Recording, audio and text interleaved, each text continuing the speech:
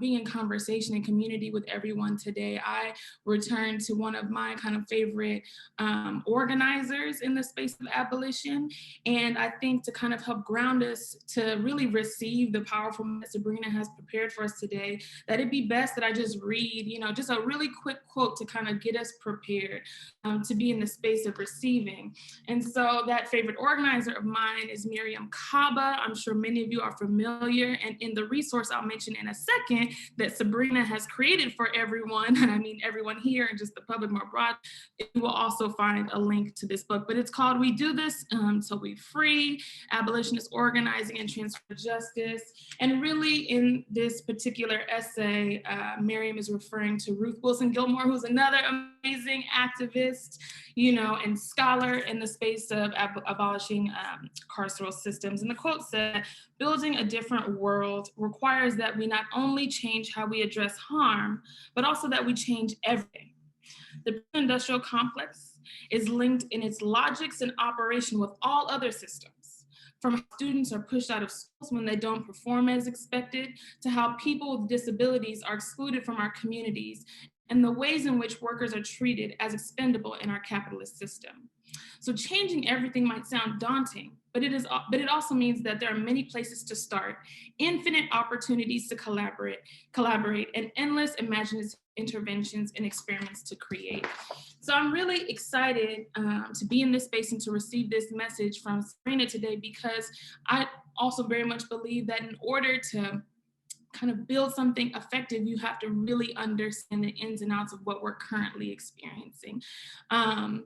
And I think we're going to get a treat with that today. So without ado, I want to quickly introduce our guest speaker, Sabrina Bazile, who is a community-based urban planner, practitioner, public servant, and proud union member. Sabrina, as I just briefly mentioned, created a digital library resource guide for urban planners working towards liberation at planforliberation.space. And I believe we'll be dropping that link in the chat for you all if we have not already. So yes, I don't want to take up too much time because it's not about me, it is about Sabrina. So I'm going to turn things over in a minute, but after Sabrina's talk, we will unpack a lot of the truths really offered in Sabrina's presentation in small breakout groups, and then come back for our larger group conversations. Sabrina, take it away. Great, thank you. Just one second. Y'all gonna share the screen, right?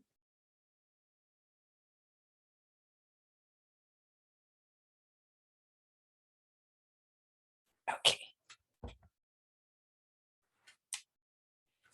Great, so as Jasmine mentioned, my name is Sabrina Bazile, and right now I'm a community-based planner and practitioner, and my work right now centers around anti-displacement and decommodified housing policy.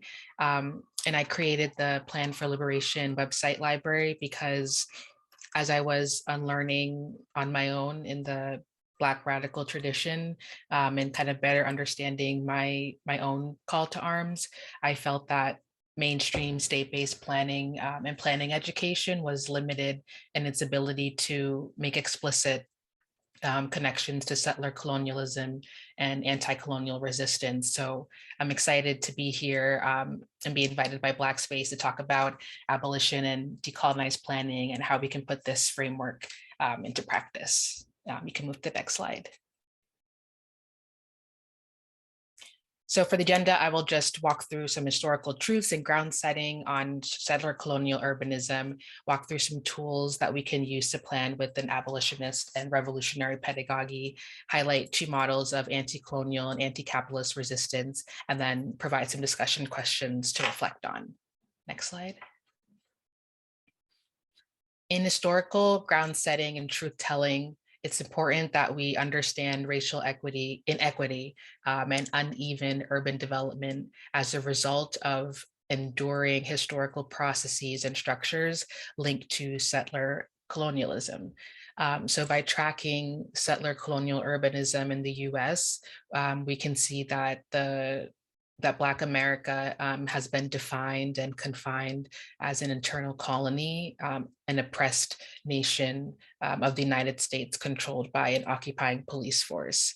The practices, structures, laws, systems mapped out on this timeline on the screen show the characteristics of colonial occupation supported by the state and government, from plantation slavery to Black codes, sharecropping, unemployment, redevelopment, gentrification, redlining, financial exploitation, incarceration, criminal justice, and paternalistic rhetoric, and pathologizing of Black people for crime. These are all dimensions of settler colonialism.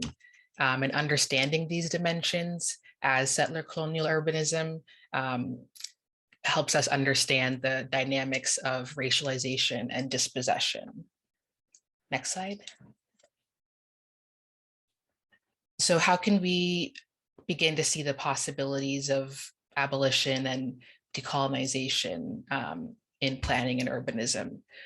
So I kind of want to leave with some tools that we can use. First being plan with a revolutionary pedagogy that is committed to a set of principles and practices, including becoming more knowledgeable and educate yourself on a more truthful accounting of Indigenous and Black history, examine the truths about planning's colonial, present and past, and its impact on the lives of Black and Indigenous communities, call out power and structural violence for what it is, and abolish whiteness and white power through naming it, deconstructing it, resisting it, and betraying it. Next slide. Deprofessionalize to organize, encourage an off the books approach in radical movements, kind of understand that state-based mainstream planning is limited in its use of colonial tools. So think about where and how you're organizing outside of paid planning work, and how you're divesting from profit-making and resource hoarding organizations and the nonprofit industrial complex. And finally, next slide, move past reformist and incremental solutions and combat liberalism. Please read Mao's article titled Combat Liberalism, and it goes through step by step on the signs of that. Finally, next slide, I want to highlight two community models that are rooted in anti-colonial and anti-capitalist struggle. The first is Moms for Housing. It's a movement led by 5 unhoused Black women who took over a vacant house in West Oakland, highlighting Oakland's housing crisis and arguing that housing is a human right. They chose the particular vacant house on Magnolia Street because it's owned by Wedgwood LLC, which is one of the country's largest real estate speculators that specializes in buying distressed properties, evicting tenants, and then flipping houses. The Moms for Housing movement drew the connection between the exponential increase in homelessness and the hoarding of properties and wealth by real estate speculators. And their direct action led to the introduction of the Moms for Housing Tenant Opportunity to Purchase Act, which would give tenants and nonprofit organizations the opportunity to buy their building if the landlord sells, impacting the real estate market in a really seismic way. The next community model I want to highlight is Segurite Land Trust, which is an organization led by Indigenous women in Chochenyo and Karkin Olon lands in the San Francisco Bay Area. Segurite is devoted to reclaiming Olon lands, Indigenous sovereignty, and returning Indigenous lands to Indigenous peoples. And they steward several parcels of land across East Bay. Given that the colonial legal system of private property in the US is built on the dispossession, enslavement, erasure, and genocide of Black and Indigenous peoples, these models and movements unsettle this history, like that timeline that I showed, and show us path towards housing justice, abolition, and ultimately freedom.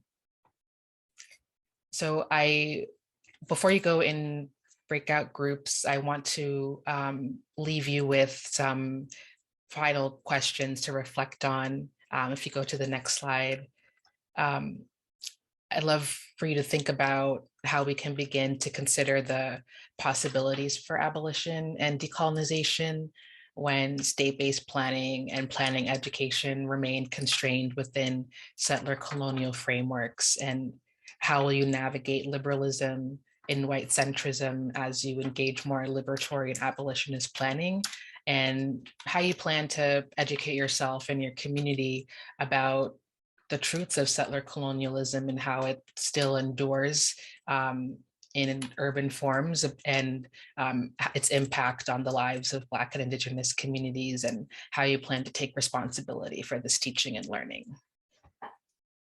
Thank you. Yes. I grew up in the church, so my tradition is to say amen, amen, amen, because that was indeed a sermon. Thank you, Sabrina. So before we break you into breakout groups, we just want to again remind folks that what we are asking of you is for everyone to pick one of the questions that Sabrina has left us with and share your initial gut kind of responses, reflections, reactions with your breakout room for the next 5 minutes. We know that these are big questions, and this will be quick. It's, this is the beginnings of unpacking, of relearning and imagining. So the idea is that, again, you unpack and then continue kind of this reflection throughout the day. And, this is, someone once said to me that liberation is a journey, not a destination. Will continuously be unpacking this today, tomorrow, and the days to come.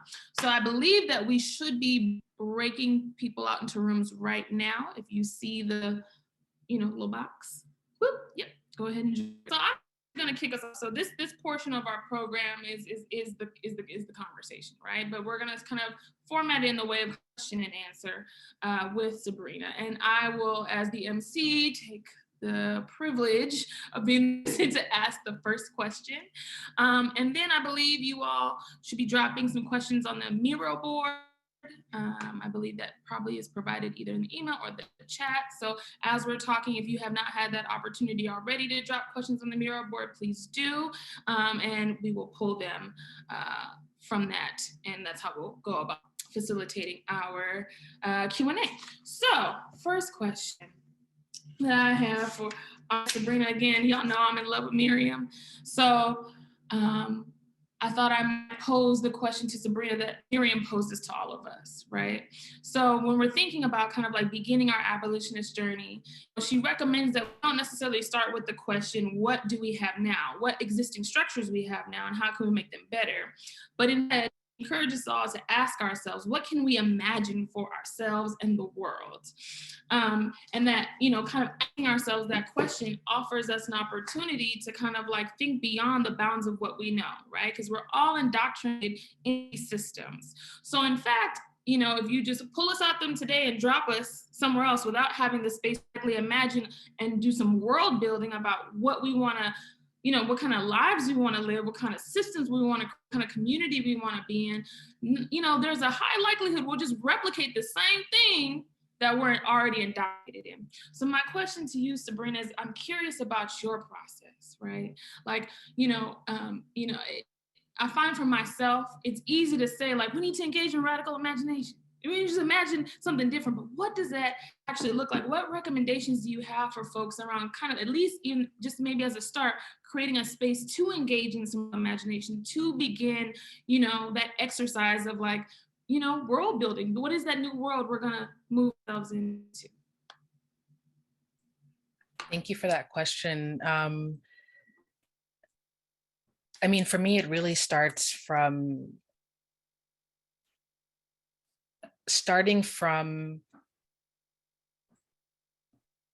marginalized, Black and Indigenous people who are already doing this work, who are already imagining, like from a planning perspective, who are already fighting these, anti-capitalist, anti-colonial, or rather fighting these capitalist and colonial structures. And they're doing that with tools that may not be recognized in mainstream planning. But so that's why I really love Moms for Housing movement and Segurite Land Trust, because they're already providing a pathway forward, at least in like the housing justice space.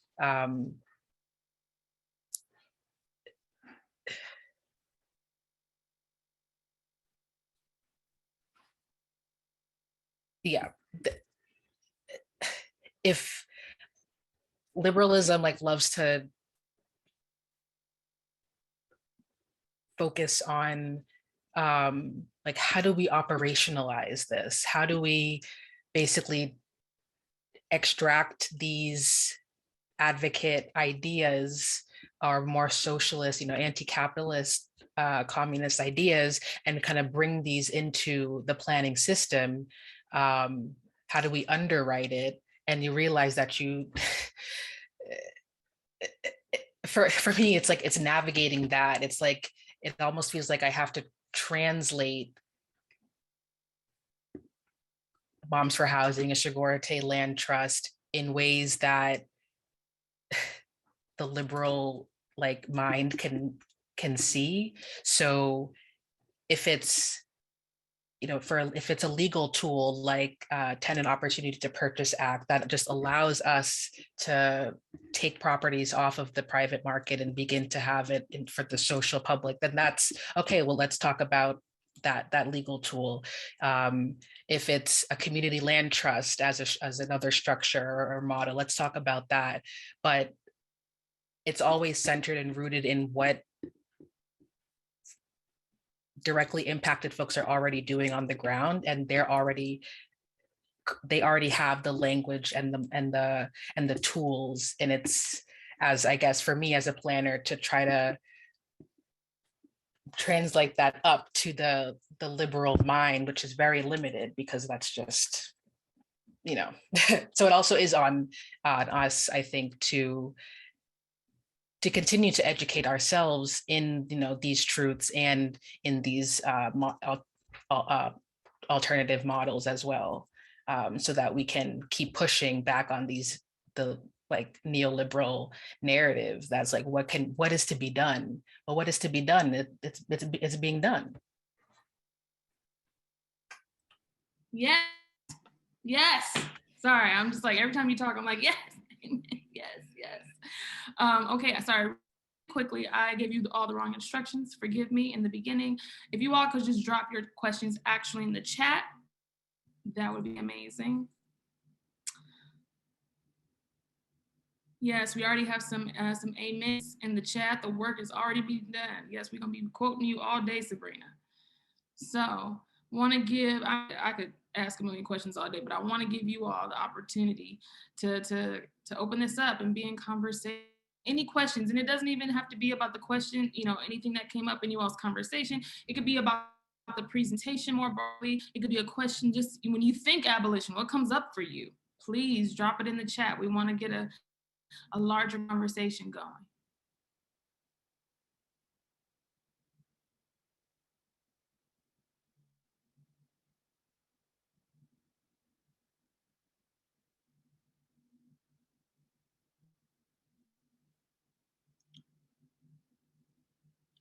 Well, as I have a question. okay, It's okay to talk also.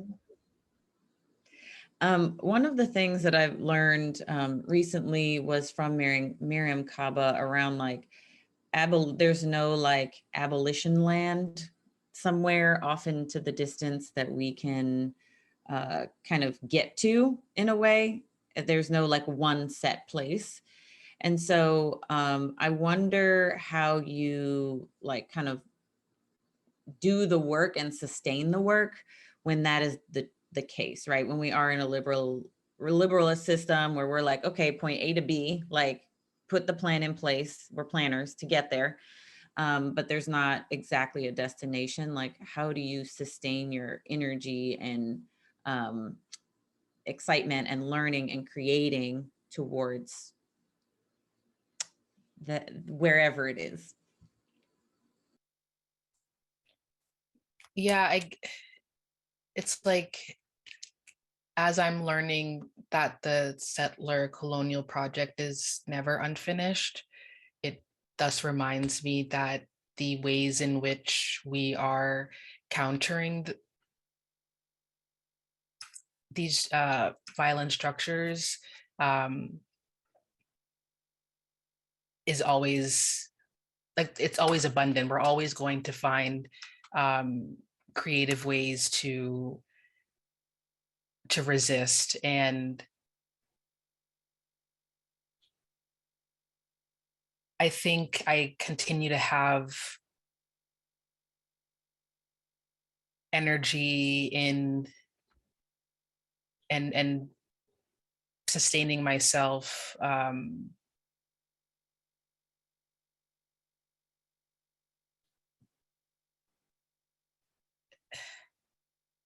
I guess just by realizing that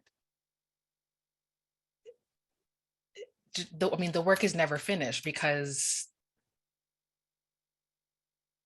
as I said, like, there's always going to be creative ways for the settler colonial project to exploit, to harm. And so there's always ways for me to learn and read about how to counter that, how to continue to resist. And it's also kind of about knowing my, not like limitation, but just knowing my sphere of influence. And right now that's really in decommodified housing and housing justice. And so, like, for me, it's like learning the skills, knowing how to talk about housing policy, and how to counter the dominant narrative, has only just strengthened my ability to continue to resist, at least in the where I have a bit of control, and kind of stepping back and knowing that the work is being done, like the broader work is being done by other folks who are also in struggle. So it's knowing that you don't have to touch everything, or that you can't, but it's where you have your sphere of influence and control.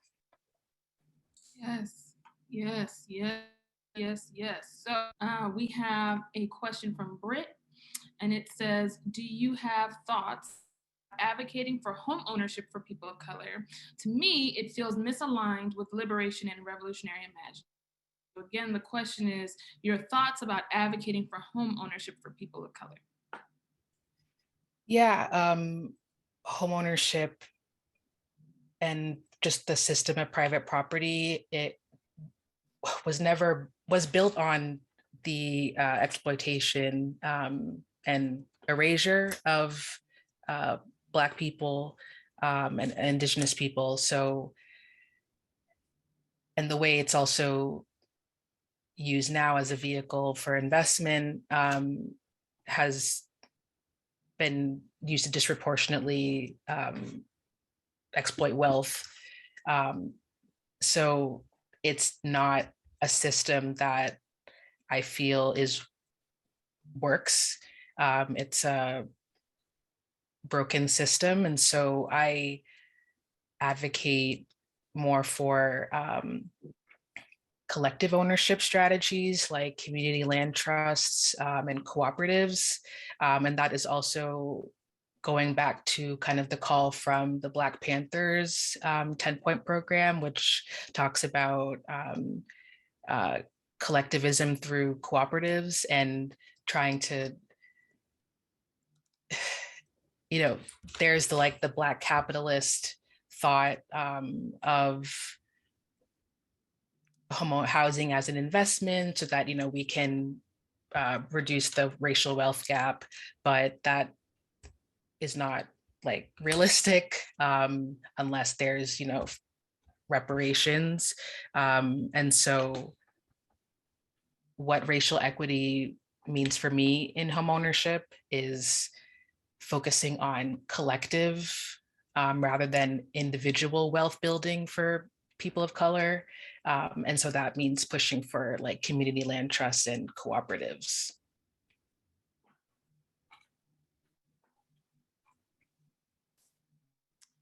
All right, yes. Now we have another beautiful question from Gabriella in the chat. I'm going to read it aloud. It says, thanks so much for the discussion and presentation. I'm wondering how you go about drawing the line of working against the state through non-paid organizing / community involvement, while also working for the state as a planner. Hey, okay, Gabriella, I think a lot of us feel you on that. Yes, tough. All right. Like one concern I've seen is planning departments, housing policy elites end up co-opting abolitionist planning agendas like decommodifying housing when staff with those politics and non-professional experience promoting them in good faith. How have you found ways to resist this pattern? And I believe the pattern that they are referencing is the essentially co-opting abolitionist planning and language. Yeah, that's a really good question, and something that I struggle with. It's tough because the way, so I'm in government, and yeah, I mean, they're completely co-opting and trying to say that we're trying to invest in these models of decommodified housing, but really not thinking deeply about outcomes and our goals and values and like what we're actually trying to do here. I mean, what my therapist always says is like plant seeds. And that's really the best that I can do within this institutional system and bureaucratic system, is just continue to plant seeds and continue to highlight these alternative models, and to continue to show other frameworks and tools or legal tools that we can use to get there and to operationalize these, and to try to also call out their performativeness and appropriation. But where I feel I'm able to just express myself fully and truly is outside in organizing spaces, on Twitter, and countering dominant narratives and ideologies there. But yeah, I mean, it's still something that is a struggle. A struggle. Just keep muting myself. The struggle is real indeed. So we have time for one more question. One more. This is like I don't know why I have such church lady spirit this morning, but that's where I'm at.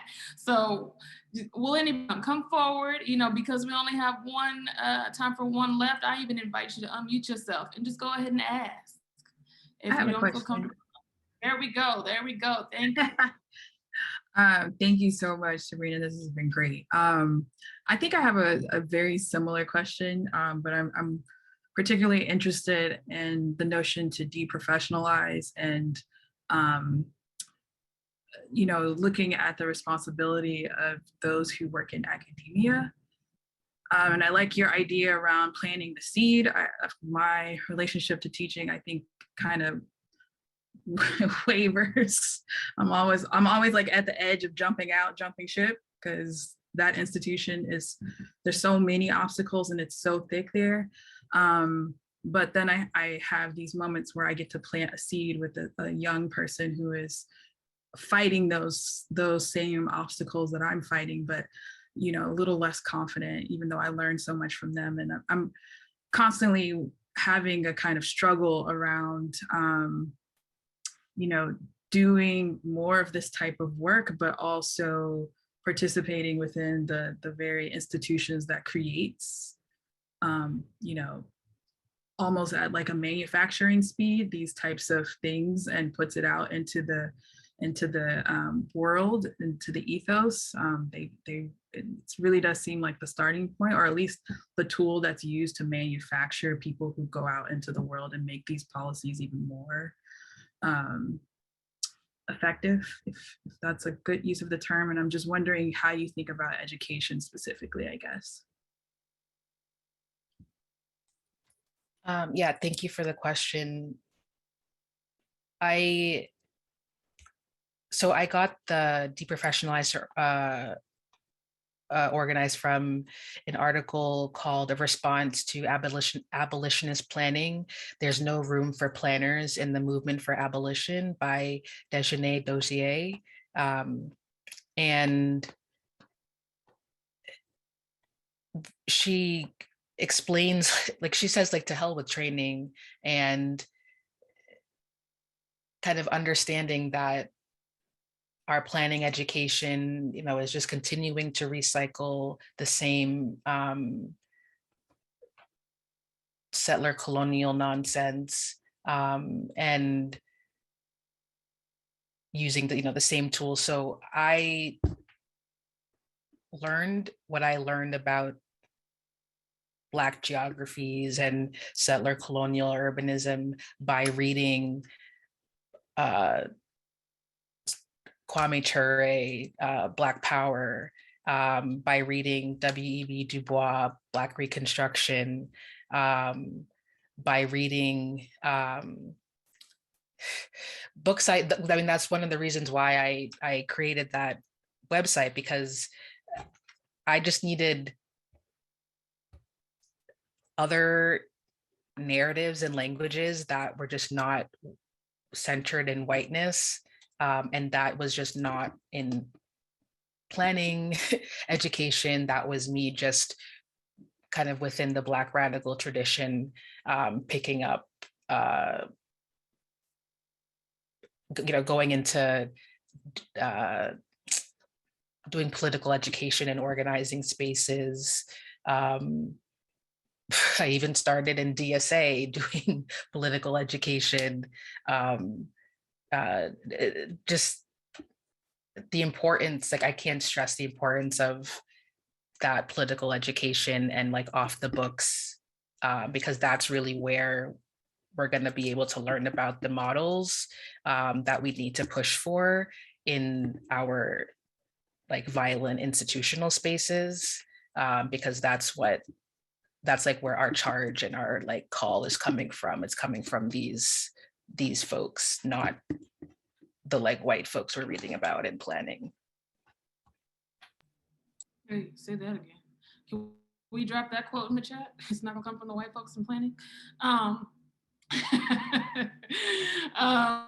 right, friends. So we are coming to the end of this portion of our program, but we have a lot, happening today, as Kenyatta and Justine mentioned in the beginning. I do want to lift up a comment and some gratitude offered in the chat, and a kind of closing question as I kind of bring this portion of the program to a close and connect Sabrina. And it's from Catherine, and it says, "This was so important for me to hear, Sabrina and all. We don't have time. Can you talk about the intersection of US abolitionist and revolutionary planning ideas with internationalism and international abolitionist movements?" And with that, I will just quickly, share some thanks for you, Catherine, and for that question, because it reminds us that like we have experiencing very similar struggles across the globe, right? This is a global issue, and that borders are manufactured. So, in thinking about the abolition of the carceral state specifically, I think a lot about our family in Brazil. I think a lot about the advocacy and activism of Marielle Franco before she was assassinated in Brazil. So just to say that like this kind of system of settler colonialism, anti-Black racism certainly is reflected across the world. And as we're thinking about, working systems, even in even in the United States, right? Because I think sometimes it's like, oh, I'm focused on the abolition of carceral systems. I'm focused on, the abolition of or like, redesigning, space for people to live. I'm thinking about the housing crisis, abolishing predatory housing markets. But we're not necessarily always in communication and strategy and in organizing with each other. And in a similar way that we are kind of thinking, create spaces like this, like BlackSpace, right? For us to bring different disciplines to bear to create a new world. The same is true across these manufactured as borders. So with that, I think I am bringing, because I can get hyped up and going on all day, but I'm gonna bring myself back down.